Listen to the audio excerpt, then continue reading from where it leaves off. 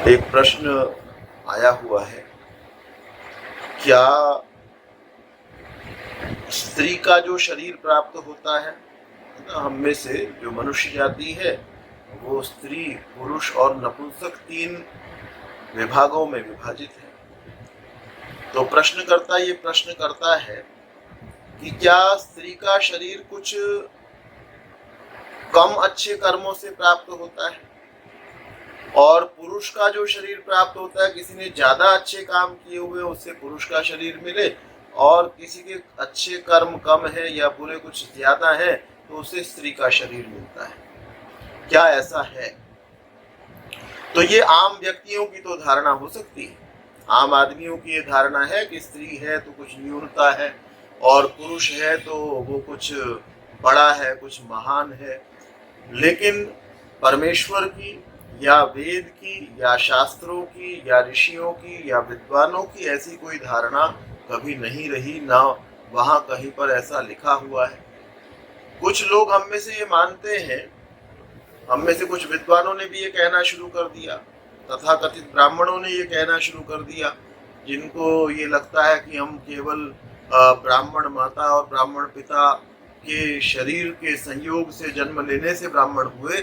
ऐसे व्यक्तियों ने ये कहना आरंभ कर दिया कि स्त्रियों का शरीर जो है वो अपवित्र होता है, इसलिए उस शरीर से आपको मंत्रों का उच्चारण भी नहीं करना चाहिए। तो आज इस पर विचार करते हैं हम लोग कि क्या ऐसा संभव है कि स्त्री का शरीर कुछ अपवित्र है और पुरुष का शरीर कुछ अधिक पवित्र है?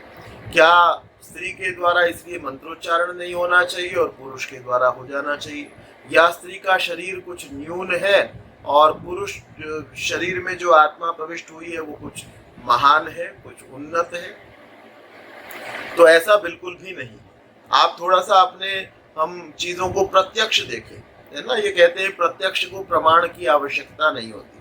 तो आपको सामने ही दिख रहा हो, अब कहीं पर आग खूब जलती हुई दिख रही है और अनेक व्यक्ति उसको देख पा रहे हैं, और दूसरा कोई कहे जी लिख दे या कहने लगे जी यहाँ तो पानी बह रहा है जी, तो क्या कहेंगे सब खड़े हो रहे? हमको अपने सामने दिखाई दे रहा है कि आग लगी हुई है, खूब आग लगी हुई है, और तुम ये क्या बात करते हो कि यहाँ पर पानी बह रहा है? तो प्रत्यक्ष को प्रमाण की आवश्यकता नहीं होती, ये बात कही जाती है। तो प्रत्यक्ष क्या दिखाई दे रहा है? क्या स्त्री का शरीर अपवित्र है या पुरुष का अपवित्र है?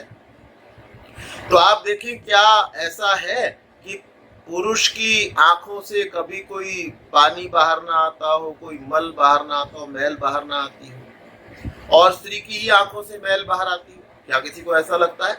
आप देखते हैं कि आंखों से मैल जो आएगा बाहर वो स्त्री की आंखों से भी आएगा और पुरुष के से भी आएगा। और कान में भी कुछ ना कुछ मल होता है ना, कुछ ना कुछ मैल कानों से भी बाहर आता है, और वो कानों का मैल भी पुरुष के शरीर से भी बाहर आता है और स्त्री के शरीर से भी आता है। ऐसे ही नाक से भी मैल कुछ बाहर आता है, कफ जो है वो बाहर आता है, कई बार मुंह से बाहर आप निकालते हैं या नाक से बाहर आता है, तो वो स्त्री की नाक जो है उससे भी आएगा और पुरुष की नाक से भी आएगा। माथे पर पसीना आता है, पुरुष के भी आएगा माथे पर, स्त्री के भी आएगा। ऐसा कोई नहीं कह सकता, कोई पुरुष कह सकता है कि जी मेरे तो माथे पर कभी पसीना आया ही नहीं। और क्या कोई पसीने को अच्छी चीज मानता है? कोई कहे जी ये तो बहुत अच्छी चीज है। तो जैसे पुरुष के शरीर में मलिनताएं हैं वैसी ही स्त्री के शरीर में मलिनताएं हैं। ऐसे प्रत्येक अंग में स्त्री के भी मलिनताएं हैं और पुरुष के भी हैं। और इससे दूसरी चीज और देखिए, कान से अच्छा सुनना, है ना, अच्छी अच्छी बातें सुनना, वेद की वाणी को सुनना, ये कान से सुनना, ये स्त्री भी कर सकती है और पुरुष भी कर सकता है। या बिना मतलब के चुटकुलों को सुनते रहना, या और भी ज्यादा गलत चीजों को सुनना, गालियां सुनते रहना और निंदा चुगली को सुनते रहना, ये स्त्री और पुरुष दोनों कर सकते हैं। कान से अच्छा और बुरा काम। अच्छा काम क्या है कान का? कि आपने वेद को सुना, आपने सज्जन व्यक्तियों ने जो कहीं पर कुछ अच्छा किया उसको सुना, या कभी जागरूक होने के लिए किसी दुष्ट ने दुष्टता की, वो भी कान से सुनना आवश्यक है कि कौन कौन व्यक्ति दुष्ट है। अच्छों को भी जानना आवश्यक है और बुरों को भी जानना आवश्यक है। तो ये कान का उपयोग है, कान से वेदवाणी को सुनना। और उस कान से वेदवाणी को सुनने का काम ऋषियों की वाणी को सुनने का काम, ब्राह्मण ग्रंथों को, उपनिषदों को सुनने का काम, उनके अभिप्रायों को समझने का काम ये पुरुष के कान भी करते हैं और महिला के कान भी करते हैं।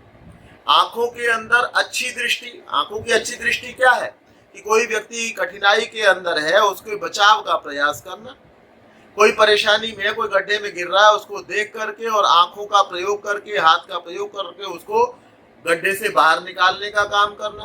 तो ये आंखों का जो अच्छा काम है, किसी बच्चे का हित करना, किसी बुजुर्ग का हित करना, किसी का हित करना, ये पुरुष भी कर सकता है और महिला भी कर सकती है।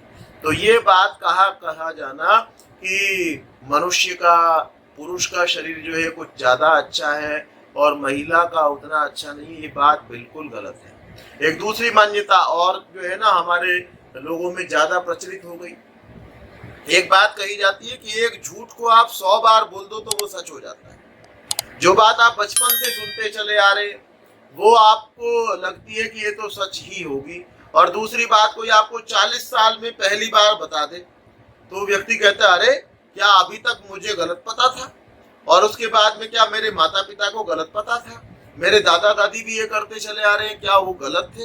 तो ये आवश्यक नहीं है कि जो पुराने लोग करते रहे हो वही सब ठीक हो, और ये भी आवश्यक नहीं है कि पुराने लोग जो करते रहे हो वो सारा गलत ही हो, ऐसा भी नहीं है।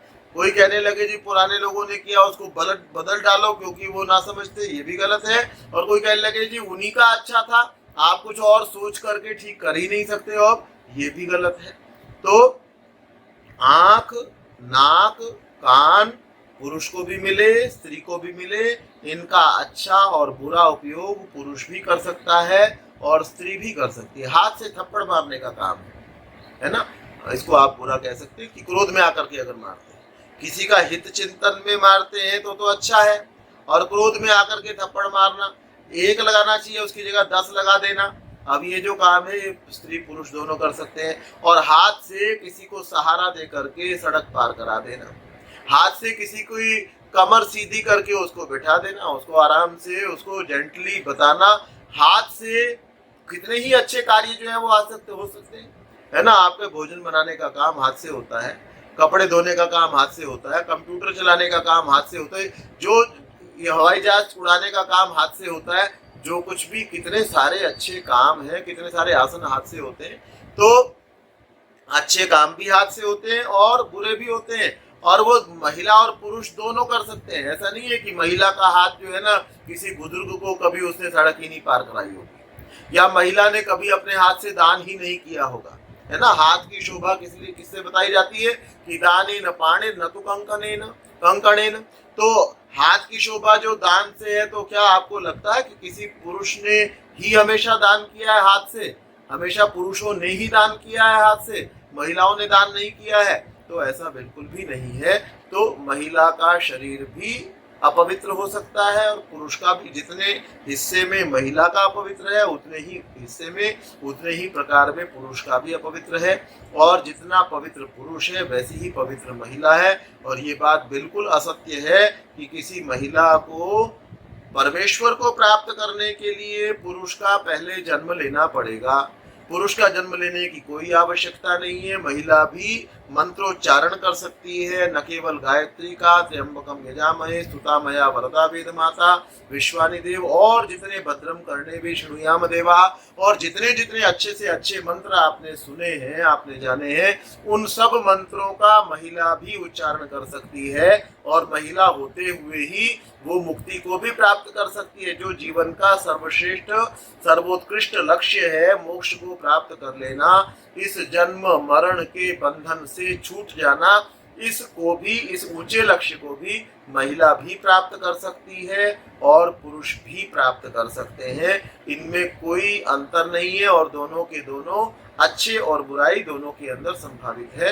तो ये जो प्रश्न आया था उसका उत्तर है। मेरे विचार से हम लोग इसको ज़्यादा से ज़्यादा बार इसको सुनिए, अपनी बुद्धि में बिठाइए, क्योंकि पहली बात जो गलत बात आपके दिमाग में बैठ गई है या किसी के भी दिमाग में बैठ गई है, क्यों बैठ गई है? क्योंकि बार बार उसको सुना गया।